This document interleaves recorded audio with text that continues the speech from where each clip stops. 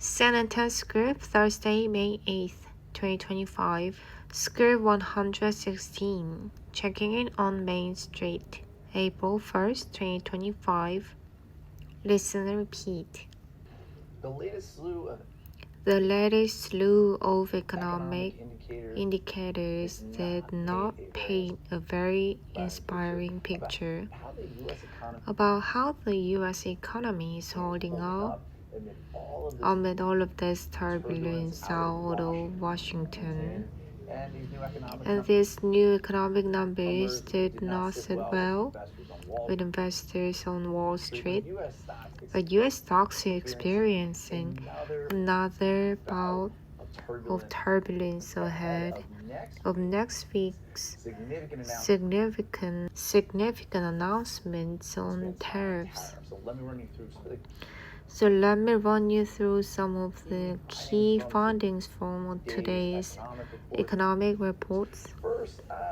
First, the Fed's go-to inflation metric found that Americans are saving more and they're spending less ahead of tariffs. And this report also suggested that inflation's kind of stuck in this no man's land, right? Not as bad as a few years ago, but also not great. A core inflation, which excludes food and energy, and heated up in February. That's significant because economists say that core inflation is a better indicator of underlying pricing pressures. And keep in mind, these are numbers for February, so they don't fully capture the elephant in the room, the trade war. Right, this is price changes before much of the tariffs, including the tariffs on steel and aluminum, the tariffs on Canada and Mexico, and some of the tariffs on China. For all of that even kicked in, we know the cost of living, of course, is a major concern right now.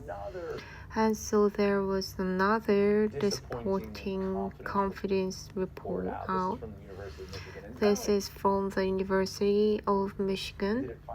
And not only did it find the consumer sentiment fell sharply in March, but some of the underlying indicators here were also concerning. Consumers' outlook for the future fell significantly. Two-thirds of consumers are now expecting unemployment to increase. That's the most since the Great Recession. And consumer expectations around inflation, price increases, they heated up to the highest level since 1993. Market veteran Art Hogan, he told me he's not shocked to see consumers expecting higher inflation. This is the worst trade war since William McKinley was in the White House. This finding from the University of Michigan was striking. They said that this month's decline reflects a clear consensus across all demographics and political affiliations. Republicans joined independents and Democrats in expressing worsening expectations since February for their personal finances, business conditions, unemployment, and inflation. I think the growing concern on Wall Street is that weak consumer confidence will eventually cause people to kind of hunker down and spend less money. And of course, that's where the real trouble would come for an economy that is really built on consumer spending.